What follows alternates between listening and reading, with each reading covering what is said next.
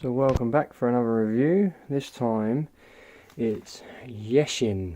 It's a copy of Lego, because you can't get this set in Lego unless you're willing to pay lots and lots of money, because it's very retired and very pretty old. So this is a Yeshin No 21005. It's based on the Lego Emerald Knight set. Instructions for Yeshin, pretty straightforward. The colours are pretty hard to follow at points, just simply because of the way they've printed their instructions. But yeah, it's a pretty nice build, pretty complicated at first. The loco is actually the most complicated build out of the lot, and yes, you can put power functions in it. It tells you in the back of the instruction manual what you need to remove and what you need to replace it with. So the instruction manual is pretty nice, pretty thin for this one. I'm not too sure about the Lego one because I've never seen it.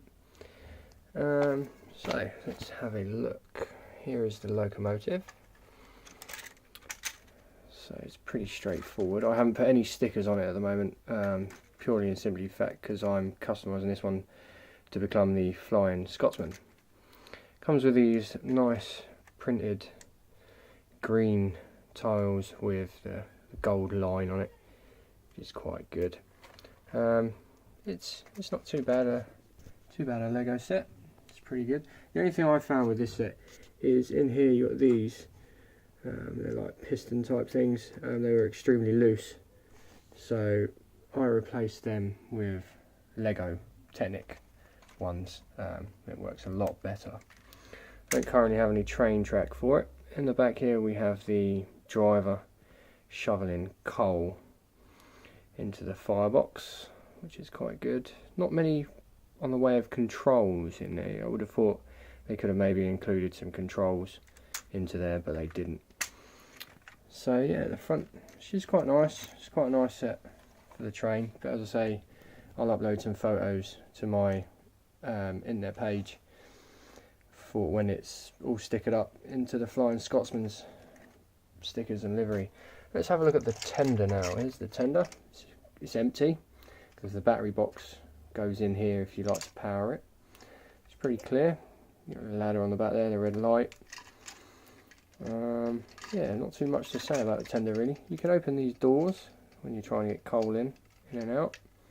It's pretty good. I've actually got some bricks on the way that will make it look like there's some coal in here that I'll pile up. Put another plate in there, pile it up, and there'll be some coal in there.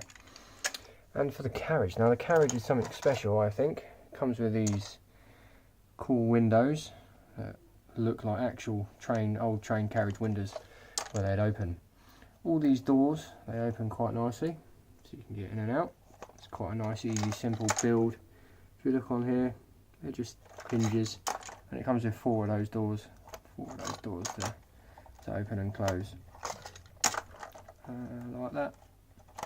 Does it like the old trains, proper old trains. It's nice carriage. This is the most repetitive build out of the lot, if I'm honest. The carriage. It does actually come off. If we can take the top off there, you can take the top off. It's pretty easy build, and we'll have a look inside. So you've got a nice set of drawers here. They do open if you can get your fingers in there enough and do it. And then you've got your tables, two classes in your tables. Let's have a quick look. So the figures are quite bland again. As I say, they're very bland. If she comes out, which she's struggling to, I think she's wedged right in there somehow. I'll have to look at getting her out in a minute, I think. Oh, not the cup over. There we go, got her out. I'm not worried about the cup. There you go, she's pretty bland. She could have done with, better clothes. She's even the same on the Lego set. So, I think because this is before, the face is the most nicest part of this figure, if I'm honest. She's only got one face. Let's pop her back in her seat. And here we go, here's the ticket conductor, or the conductor. He is actually quite a nice set. He's got a nice printed piece. It's the rail logo. I'm probably going to have a look around for something older, more fashioned for the Flying Scotsman. Maybe get a top hat for him, something like that, just to make him look a bit more from the time. It's not much. You got a couple of briefcases in there. Let's get the driver out, the coal shovel. There you go. He's got a nice his handkerchief or his bandana around him.